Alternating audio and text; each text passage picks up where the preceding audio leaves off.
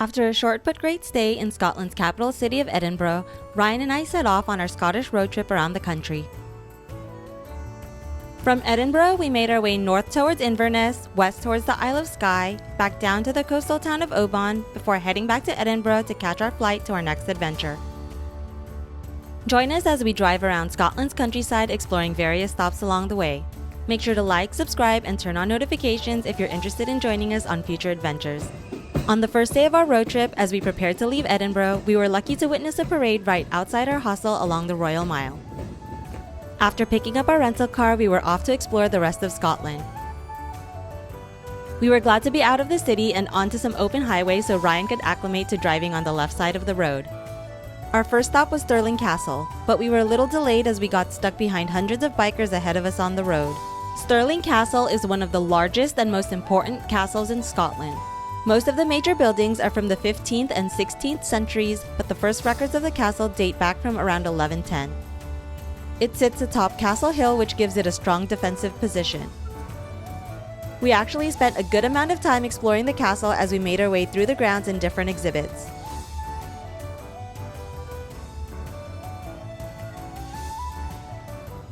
There are also some pretty amazing views of the surrounding area below.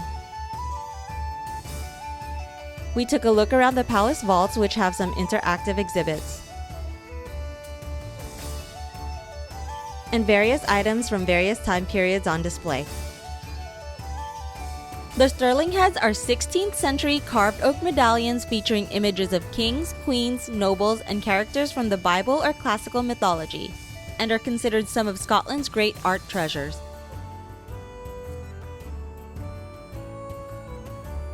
We next made our way to the James V Palace, which is one of the best preserved Renaissance-era buildings in the UK.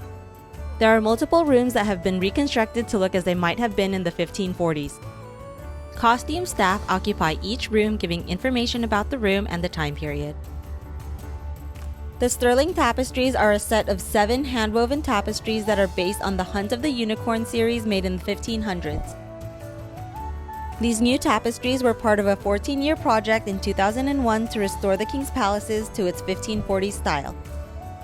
It is unknown what happened to the original tapestries.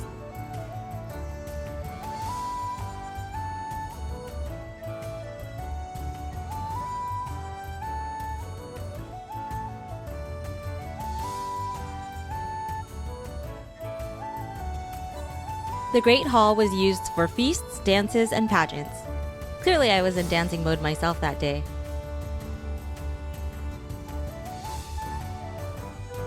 Next up was a stroll through the great kitchens, where the exhibits show how the kitchen might have looked as the meals were being prepared back in the day.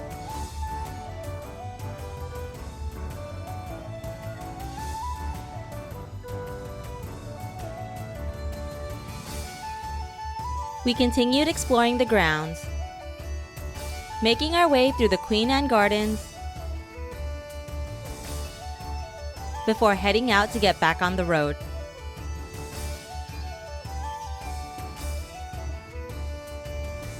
Our next stop was Clava Cairns, just outside the city of Inverness.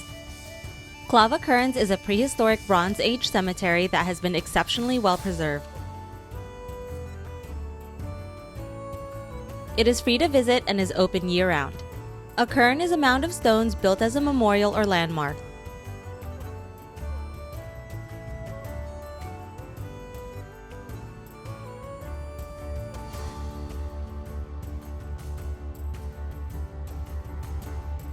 The Ring Cairn and Southwest Cairn are among several at the site.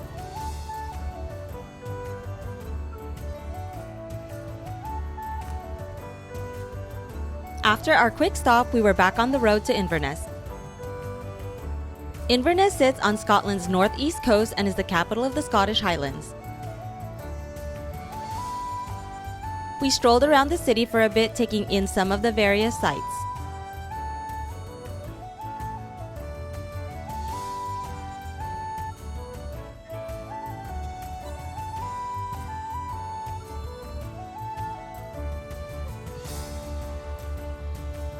Built in 1593, Abertarp House is the oldest surviving house in the city.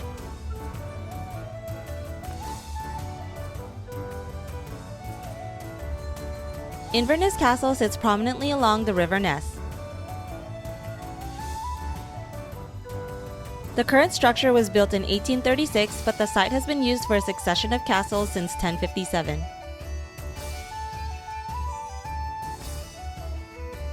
On day 2 of our road trip, we started our day by heading to Loch Ness in search of the Loch Ness Monster herself. Loch Ness was made famous for sightings of the Loch Ness Monster starting in the 1930s. What better place to start than at the Loch Ness Center and Exhibition? Established in 1980, the center guides visitors through 6 exhibitions that cover the geological formation of Loch Ness and its legendary monster.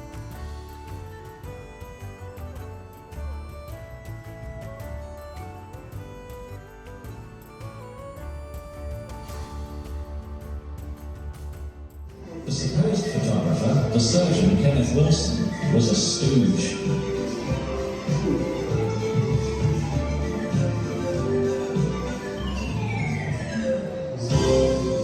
The long years of...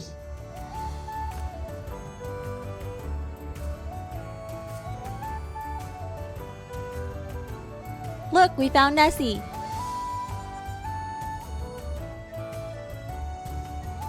Apparently Ryan had some adventures with Nessie that I didn't know about that's chronicled in this book. We continued on to our next stop, which is located along the shores of Loch Ness. Urquhart Castle was built during the 13th and 16th centuries and played a role in the Wars of Independence in the 14th century. It was partially destroyed in 1692 to prevent its use by Jacobite forces, and what remains are the ruins that were placed in state care and turned into a monument in the 20th century.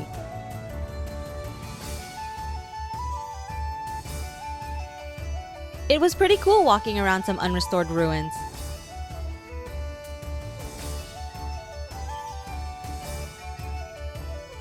I definitely appreciated being able to see both restored and unrestored castles throughout the country.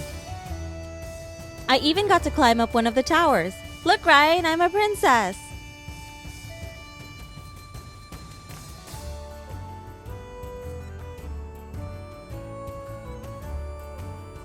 The views of the lake are lovely from the side of the castle.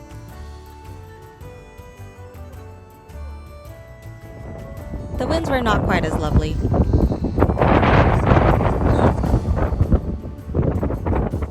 We walked down towards the lake to get closer to the water.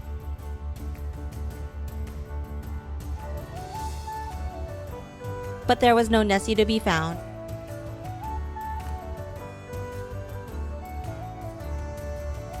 We continued on our way towards the Isle of Skye, making a stop at Eilean Donan Castle. Eilean Donan Castle was built in the 13th century and is one of the most photographed and recognizable castles in Scotland. It was reconstructed in the early 20th century by Lieutenant Colonel John McCrae Gilstrap and houses many McCrae family heirlooms.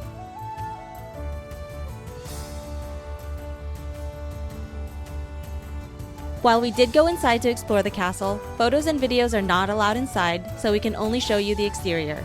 The castle interiors are actually pretty cool and was a stark contrast to the ruins of Urquhart Castle that we had literally just come from. Driving onward, we officially made it to the Isle of Skye.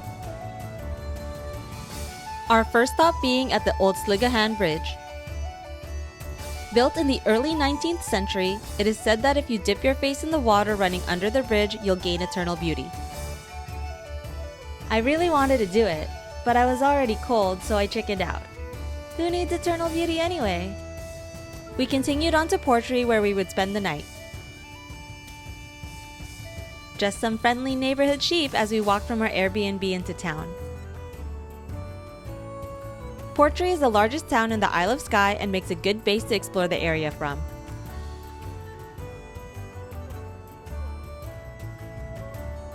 We grabbed some dinner at the Isles Inn pub. It was very busy, so I had a couple ciders while we waited.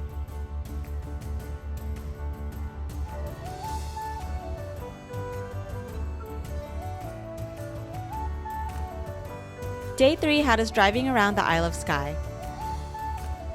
To be fair, I completely underestimated how much time we needed to really explore, so we didn't get to see even a fraction of what the Isle of Skye has to offer. But what we did see was breathtaking nonetheless. The landscape through the Isle of Skye is just so beautiful to drive through that it wasn't too awful that we missed the most popular attractions like the Old Man of Storr and the Kerrang, which both involve hours of hiking that we couldn't spare on this trip.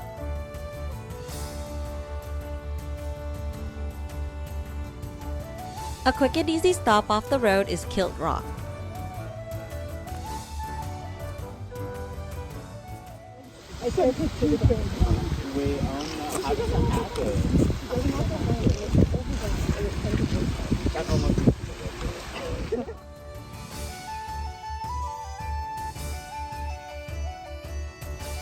But an absolute must-see is the Fairy Glen.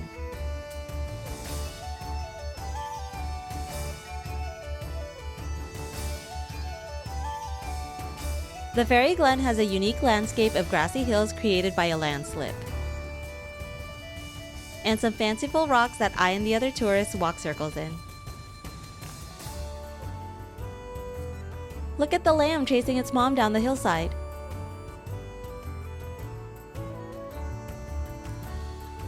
The landscape around the area is also just as breathtaking, with waterfalls visible in the distance. And of course, more sheep. We were back on the road on one of our longest stretches of uninterrupted drive on this trip. 3.5 hours on the road, and we made it to the Glenfinnan Viaduct.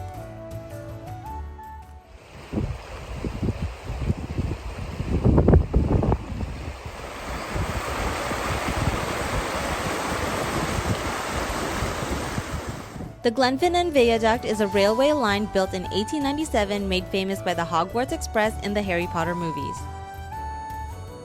The walk from the parking lot to the top of the hill to the viaduct viewpoint to get the best views of the bridge was a lot easier than I thought it was going to be.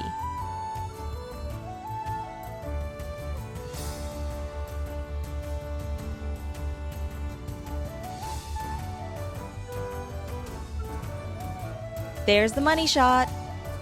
The Jacobite train, which features the distinctive billowing smoke reminiscent of Harry Potter, runs along this section twice a day, so it can get really crowded here at those times. If seeing the iconic train is high on your bucket list, make sure to plan ahead and get here early. Obviously, it wasn't that high on our priority list since we got here hours after the scheduled time. And, of course, more sheep.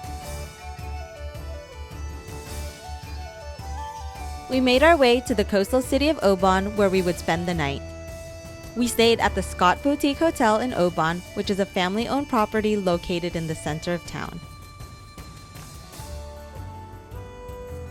After checking in and leaving our things, we walked around town to get some dinner.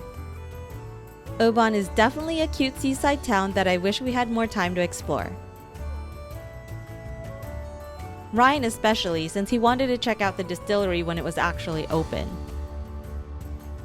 Given its seaside location, there were a lot of sea tours to various Scottish islands that depart from Oban that I wish we had the time to have done. At least Ryan got to go to a beach on this vacation, even if it wasn't quite the kind of beach that he had in mind.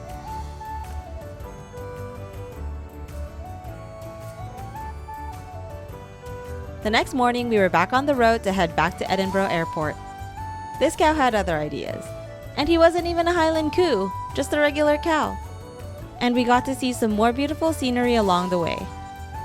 Overall, we loved our trip through Scotland and hope to return to do all the things we didn't get to do this first time around. We hope you liked our video. Leave us any questions or comments in the comment section below, and make sure to like, subscribe, and turn on notifications if you're interested in seeing more of our travel videos. We'll see you next time!